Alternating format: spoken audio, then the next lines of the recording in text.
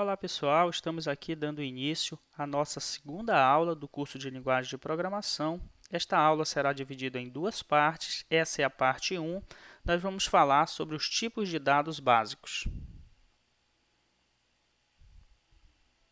Na última aula, não apresentamos a vocês a bibliografia básica do curso.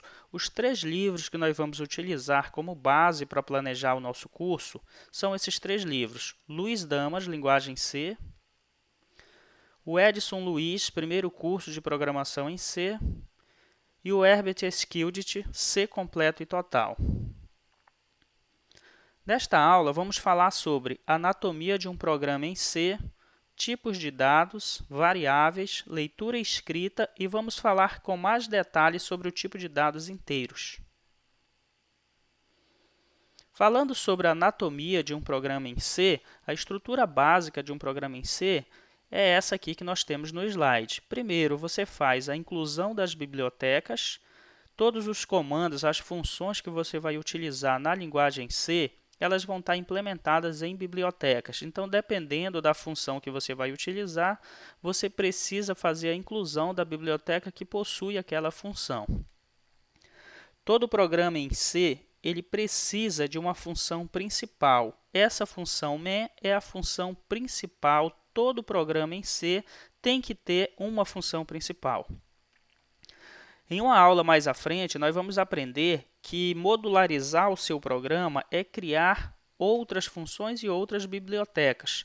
Então, por enquanto, nossos programas que vamos implementar nesta aula são programas simples, então nós vamos implementar a maioria dos nossos programas na função principal. Quando trabalharmos com o assunto de funções, a partir de lá nós vamos começar a implementar nossos programas com outras funções além da função principal.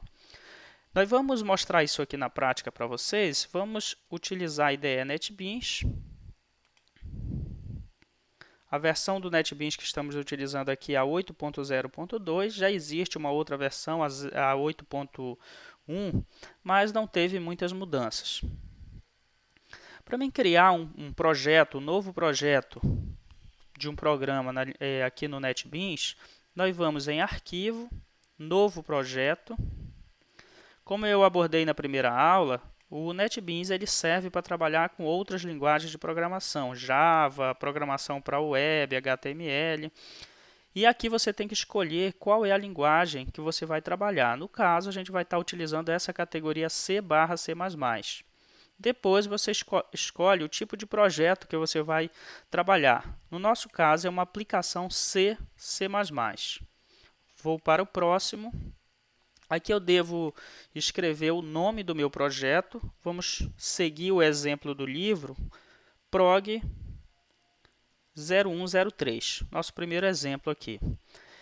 Aqui nós temos a localização onde é que esse projeto vai ser gravado. Então, a localização do projeto fica na pasta Home, aqui no caso que eu estou utilizando o Linux, João, NetBeans Projects, que é a pasta dos projetos padrão do NetBeans. Dentro da pasta NetBeans Project, ele cria uma pasta com o nome do projeto que eu informei aqui, Prog 0103.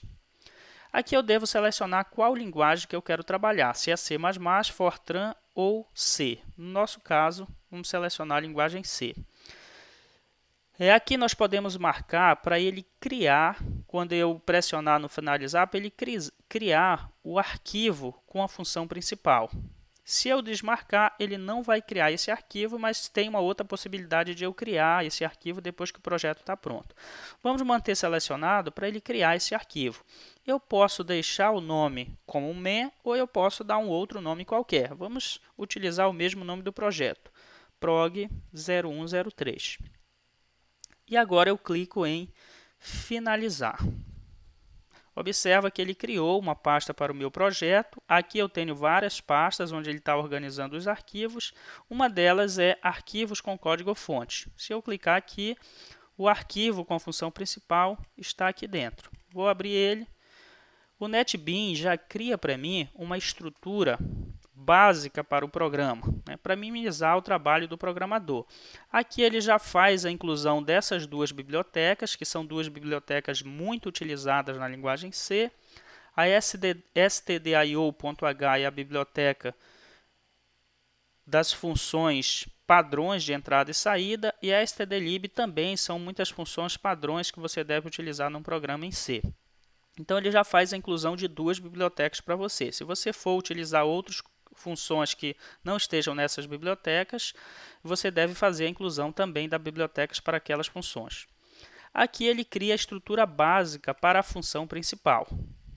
Esses argumentos nós vamos estudar mais à frente para que ele serve. E nessa função principal, o programa que nós vamos criar é um programa que imprima na tela uma mensagem Olá Mundo. Então, a função para impressão na tela é a função printf, ela está na biblioteca stdio.h e eu quero imprimir um texto Olá Mundo. Finalizar com 3 exclamações. Então, ele vai imprimir para mim essa mensagem Olá Mundo na tela. Observa que o NetBeans, nessa parte aqui inferior, ele é um terminal. Vamos executar aqui é o botão para compilar. Observa que ele compilou e mostrou para mim aqui a mensagem Olá Mundo. Você pode configurar o seu projeto para usar um terminal externo. Como é que você faz isso?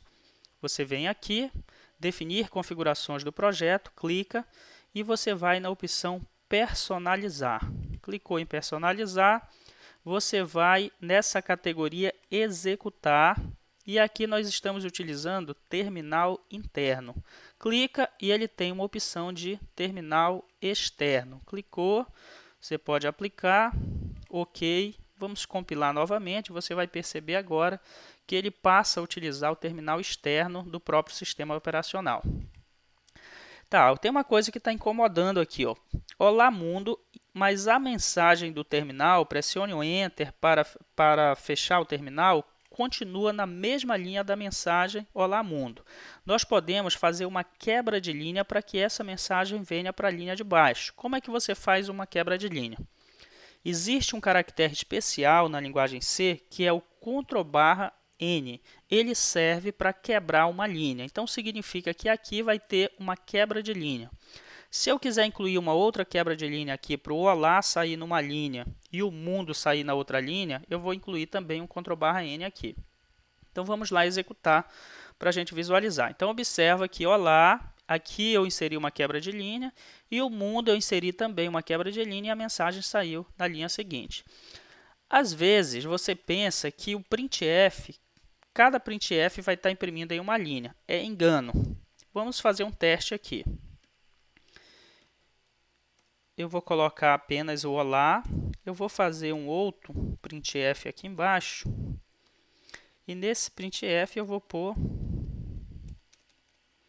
o Mundo. Não esquecer que sempre depois de uma linha você tem que usar o ponto e vírgula. Então aqui, ponto e vírgula.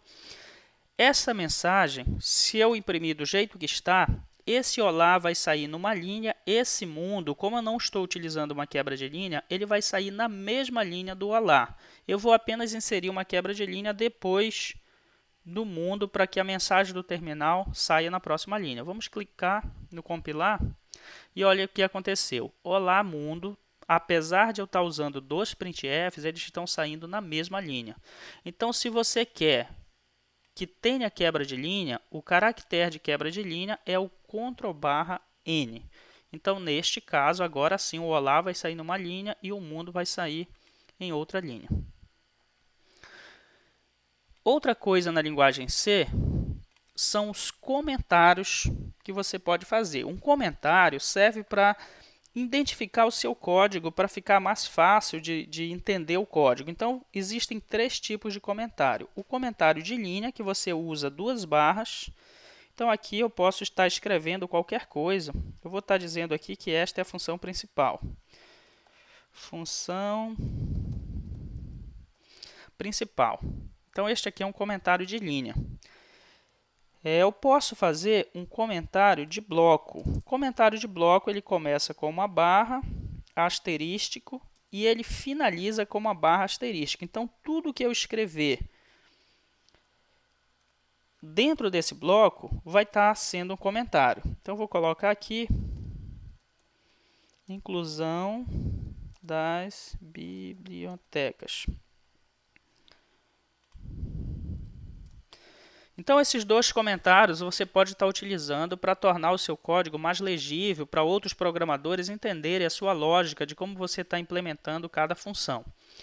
Então, aqui é um comentário de bloco, você pode fazer ele mais longo, escrever mais coisas aqui em diversas linhas e tudo isso ele vai estar considerando como são comentários. Ou você pode utilizar comentários de linha. Neste caso, para cada linha você deve colocar as duas barrinhas para ele reconhecer que é comentário. Outro tipo de comentário são os comentários de documentação. Neste caso, um comentário de documentação, ele é dessa forma. Ele começa com uma barra, 2 asterísticos e aqui você faz os comentários de documentação. Ele é parecido com os comentários de bloco, mas há uma diferença que serve para uma documentação de uma função. Quando trabalharmos sobre funções, vamos retornar a falar desse tipo de comentário de documentação. Por enquanto, vamos ficar com o documentário de linha, com o comentário de linha e o comentário de blocos.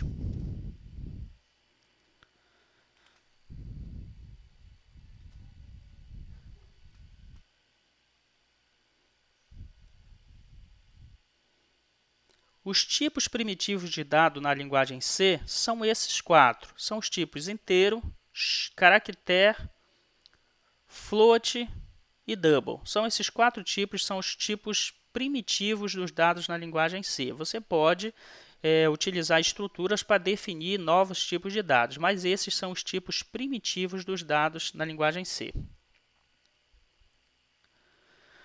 Variáveis é quando precisamos armazenar dados na memória do computador. Então, nós precisamos definir variáveis usando um tipo de dados. Então, você pode criar uma variável do tipo inteiro, do tipo float, do tipo char e do tipo double. Cada dado que você quer armazenar, você deve identificar qual é o tipo que melhor representa para armazenar aquele dado. Por exemplo, se eu quero armazenar a idade, são sempre valores inteiros. Então, eu posso utilizar int para representar idades. Se eu quero armazenar pesos, já vai incluir uma parte decimal. Então, eu posso utilizar o float. Se eu utilizar o int, já não vai ser mais possível representar a parte decimal. Então, posso estar utilizando o float. Se eu quero representar alguma informação que inclua uma letra, eu posso usar o tipo char. Se eu quero usar alguma informação que também tenha a parte decimal, mas que exige uma precisão maior, eu posso estar utilizando o tipo double. Toda vez que você for utilizar variáveis, antes de você incluir valores para essa variável, você precisa primeiro declarar as variáveis. Então, a declaração de variáveis é da forma que a gente está fazendo aqui. Então, vamos aqui no NetBeans. Se eu quero declarar uma variável idade do tipo inteiro, então eu vou usar aqui int, dar o nome dessa variável, idade.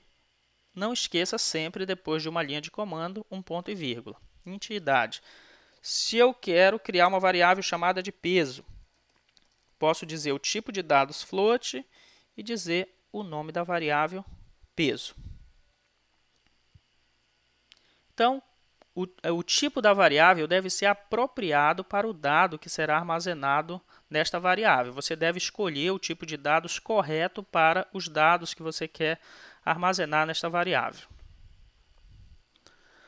Nome de variáveis, você deve seguir algumas regras para criar o nome de uma variável. Primeiro, ela deve ser descritivo daquilo que ela armazena. Isso facilita você entender o seu código. Dá o nome da variável de acordo com o dado que você quer armazenar. Se você quer armazenar idade, seria interessante colocar o nome dessa variável idade. Se você quer armazenar peso, seria interessante você colocar o nome desta variável peso e assim por diante. Por convenção, não deve ser toda em maiúscula, o nome não deve ser todo em maiúscula, pois o tipo maiúsculo se utiliza para o nome de constantes. Então, aqui algumas regrinhas que devemos seguir para nomear as variáveis. Às vezes, nós precisamos criar nomes de variáveis que sejam nomes compostos, então também temos regras para isso. Deve ser constituído por letras do alfabeto, números de 0 a 9 e o sublinhado. O primeiro caractere não pode ser um número. É case sensitive, ele diferencia letras maiúsculas de letras minúsculas, não pode ser palavra reservada da linguagem C, não é aconselhável a utilização de acento. Então, o nome de uma variável não pode ser, vamos pôr aqui, não pode começar com números. Então, não posso dizer aqui dessa forma, idade.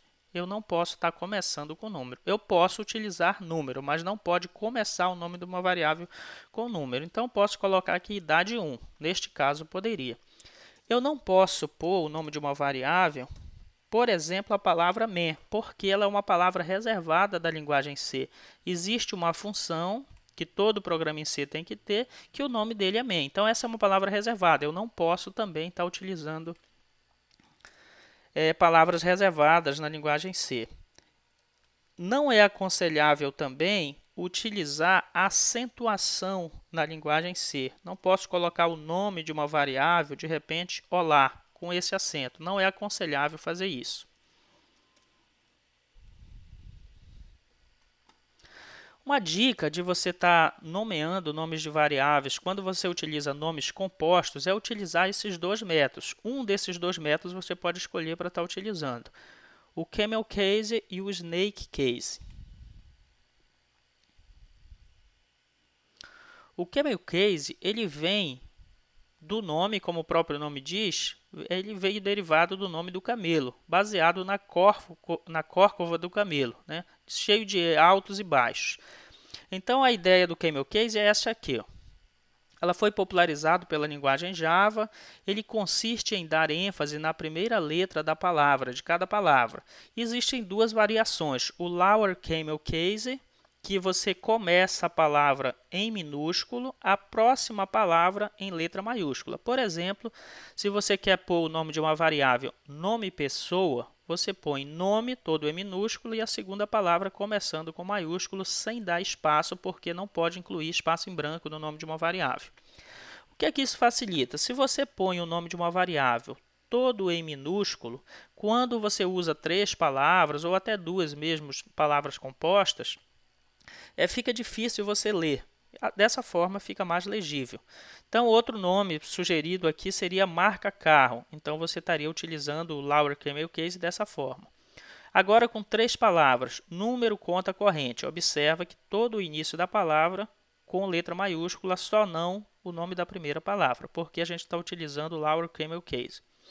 A outra variação é o upper camel case. A diferença é só que a primeira letra já começa com a letra em maiúscula. Tá? Então, para nomes de variáveis, você deve adotar o lower camel case.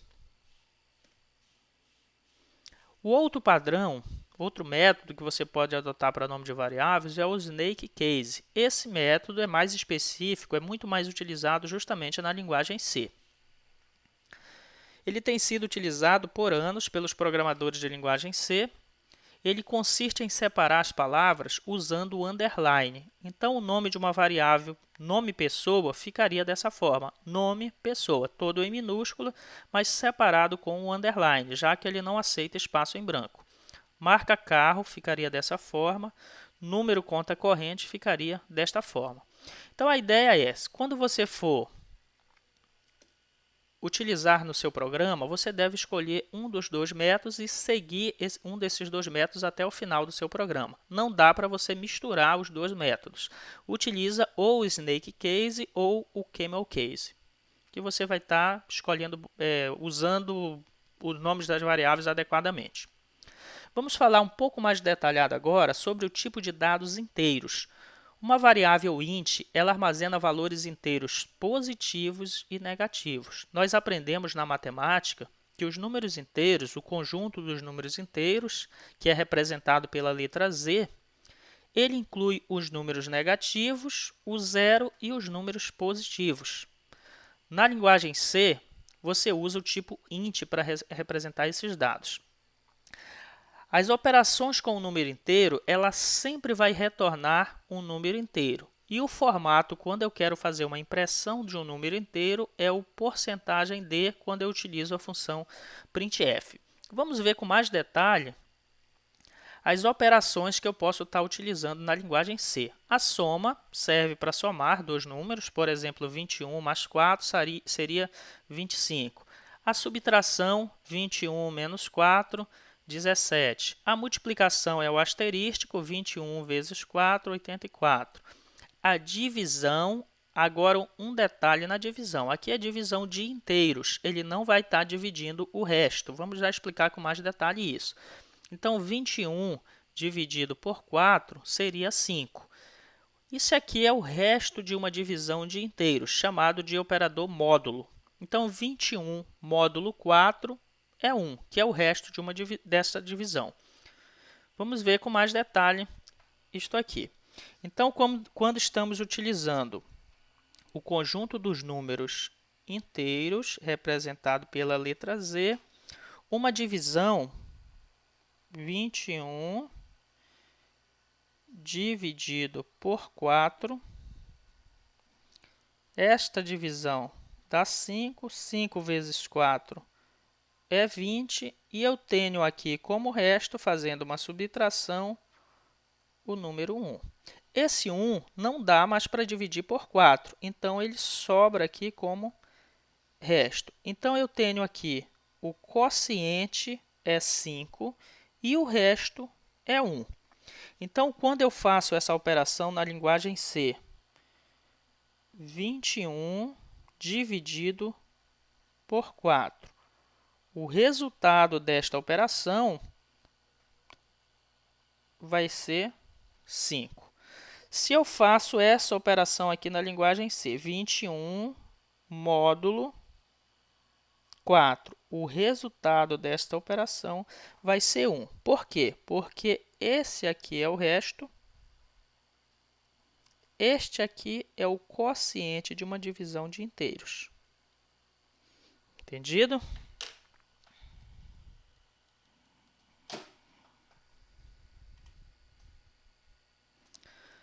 Variações de inteiros. Nós temos essas 4 variações do tipo de dados inteiros. Nós temos o short int, que ele é para o inteiro pequeno, ele vai estar ocupando 12 bytes de memória. Nós temos o long int, que ele é um inteiro grande, são 4 bytes de memória. Nós temos o signed, inteiro com sinal, pode ser positivo ou negativo. E nós temos o unsigned, que é o inteiro sem sinal. Nós temos aqui uma tabelinha mostrando para vocês os tipos de dados, as variações do tipo inteiro e o quanto eles vão estar ocupando de memória. Isso aqui vai variar também de compilador que você está utilizando. Então, a maioria dos livros, vamos adotar aqui o que a maioria dos livros conceitua, que o inteiro ele ocupa 2 bytes de memória. Nós aprendemos que o conjunto dos números inteiros, eles são infinitos, positivo e infinitos, negativo. Mas quando estamos utilizando um computador, não existe este infinito, porque nós estamos armazenando esses dados em uma memória. Essa memória é limitada. Já que ela é limitada, nossos valores que nós vamos representar também serão limitados. Neste caso aqui, o limite de um tipo inteiro vai ser os 2 bytes de memória que ele vai estar ocupando. Então, em 2 bytes de memória, quando eu utilizo valores positivos e negativos, eu consigo representar valores neste intervalo, de menos 32.768 para o mínimo e o máximo valor 32.767. O outro tipo de dados é o short int, também ocupa 2 bytes, então o valor mínimo e o máximo vai ser o mesmo. O long int, ele, como o próprio nome diz, é longo, então ele vai estar duplicando o tamanho em bytes, vai ser 4 bytes, e você consegue representar tanto o menor como o maior números em intervalos maiores. O unsigned int, que você não está utilizando sinal, então, apesar de ser só 2 bytes, mas o menor valor vai ser o 0, já que você não vai ter os valores negativos. Então, você consegue ir para os números positivos um pouco mais. O unsigned short int também é 2 bytes, vai estar o mesmo intervalo do anterior. E o unsigned long int, neste caso, é 4 bytes, então você vai do 0 até este número aqui. Vamos mostrar dois exemplos para vocês, o 0204. Vamos abrir aqui, vamos usar o NetBeans para abrir esses códigos-fonte que já estão implementados. Então aqui eu tenho um programa que vai estar mostrando para mim esta função sizeOf, ela mostra o tamanho de uma variável que ele vai estar ocupando na memória. Neste caso eu estou verificando que tamanho é o inteiro neste compilador aqui que eu estou utilizando. Então se eu compilar e executar, você observa que no meu computador que eu estou utilizando, neste compilador aqui, o tamanho em bytes de um inteiro vai ser 4 bytes. O próximo exemplo, nós vamos estar mostrando os 4 tipos básicos. Nós vamos estar mostrando aqui o char, o int, o float e o double. E eu acrescentei aqui também o long int para a gente saber que tamanho que ele vai estar ocupando na memória. Esta função sizeOf é que diz qual é o tamanho do tipo de dados. Vai estar me retornando o tamanho e aqui eu vou estar imprimindo esse tamanho que ele me retorna. Compilando. Então, o char ele ocupa 1 byte de memória. O int, 4 bytes de memória, o short int, 8, o float, 4, o double, 8. Estamos com algum probleminha aqui no short int. Short int não é 4 bytes de memória. Eu estou usando, na verdade, long int, tá certo. Então, long int vai ser 8 bytes de memória mesmo. Aqui não é short int, aqui o nome tá errado. Aqui é o long int. Ok, então long int, 8 bytes de memória.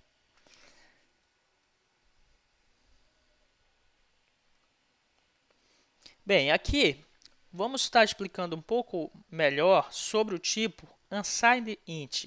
É o inteiro sem sinal. E aqui o int. Então o int, quando ele ocupa 2 bytes de memória, aqui nós já vimos no meu compilador, que ele vai estar ocupando 4 bytes de memória. Então ele vai estar usando os dados maiores. Mas vamos falar aqui sobre um int com 2 bytes de memória. Então, ele consegue representar valores no intervalo de menos 32.768 até 32.767.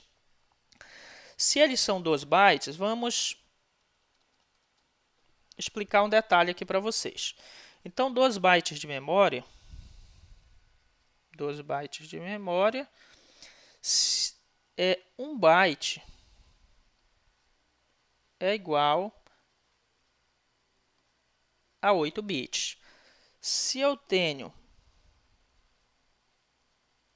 2 bytes, isso aqui vai ser igual a quantos bits? Uma regrinha de 3. Né? Aqui eu vou ter x.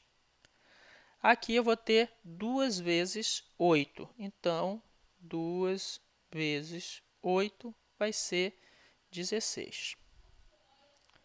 Então, quando eu tenho 2 bytes de memória, eu tenho 16 bits. Eu posso representar um valor com até 16 bits de memória. Então, 16 bits de memória, vamos representar aqui a memória, esses 16 bits na memória.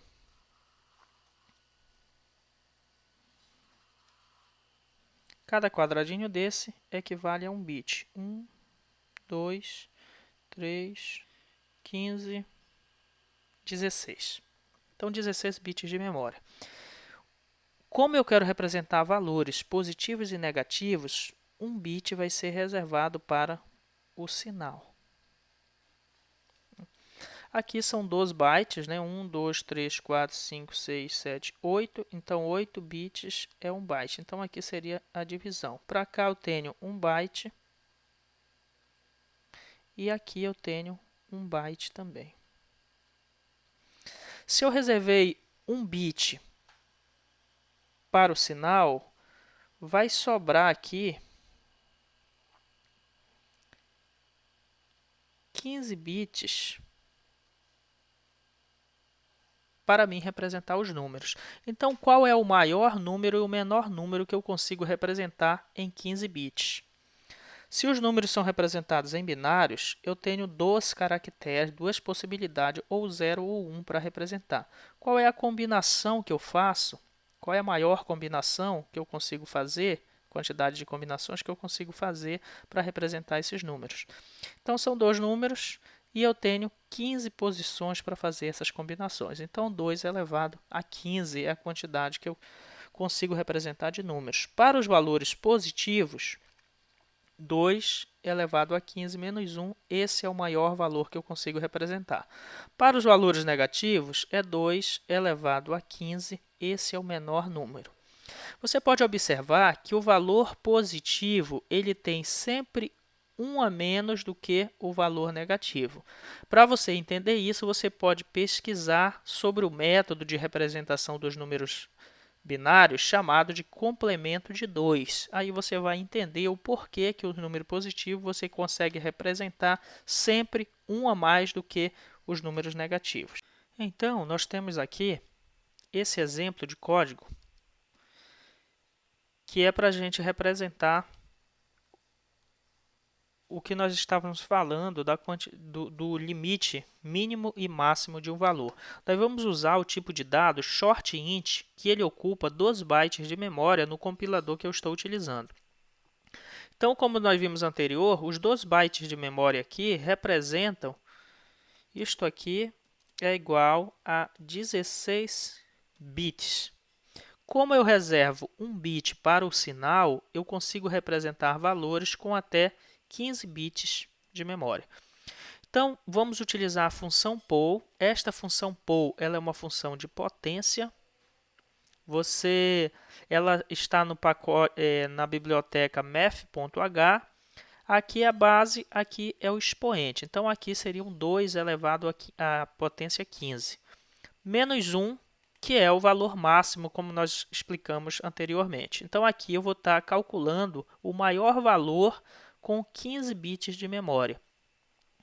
Vou imprimir esse valor, o valor dele aqui, e logo em seguida eu vou acrescentar 1 a mais nesse valor. Então, esse sh underline int mais, isso aqui é a mesma coisa que ele receber a própria variável mais 1. Então, é a mesma coisa. Na linguagem C, em vez de escrever isso tudo, você pode simplesmente usar a variável mais. Ele vai estar fazendo o incremento de 1. E aqui eu vou estar imprimindo novamente o valor. Então, a ideia aqui, ele já armazenou o maior valor que ele consegue armazenar. O que acontece quando eu somo uma unidade a este valor? Vamos visualizar aqui. Então, eu tenho o maior valor, 32.767. Quando eu tento somar 1 a este valor, ele não consegue mais representar porque ele está no limite dos 15 bits de memória. Se eu somar 1, ele vai passar a 16 bits e ele não tem mais esse espaço de memória de 16 bits. Então, ele vai passar aqui para o valor negativo, né? Então, ele vai lá do limite superior e extravasou, ele retorna para o menor possível, o limite inferior. Um outro detalhe é quando você usa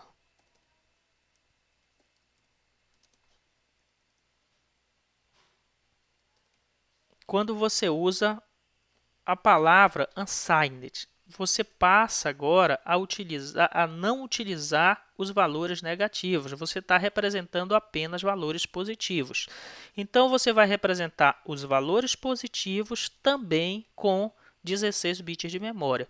Como eu não estou utilizando o sinal, eu não tenho mais positivos e negativos, eu consigo agora ocupar todos os 2 bytes, os 16 bits, utilizando apenas números. Então, é claro que o menor vai ser o 0 e é do 0 para frente que eu vou estar representando. Então, aqui eu consigo agora representar todos os 16 bits de memória, eu consigo representar porque eu não estou reservando um bit para o sinal. Então, o maior unsigned short int é, para mim representar valores, unsigned é o porcentagem U. Aqui eu vou incrementar 1 também e aqui porcentagem U.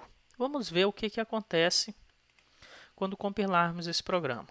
Então, o maior unsigned short int é 65.535. O maior short int, aqui quando eu somei 1 a esse valor, ele vai acontecer a mesma coisa. Ele só consegue representar até esse valor com 16 bits de memória. O próximo valor ele vai estourar, como são apenas valores positivos, ele volta para o menor deles, que é o 0.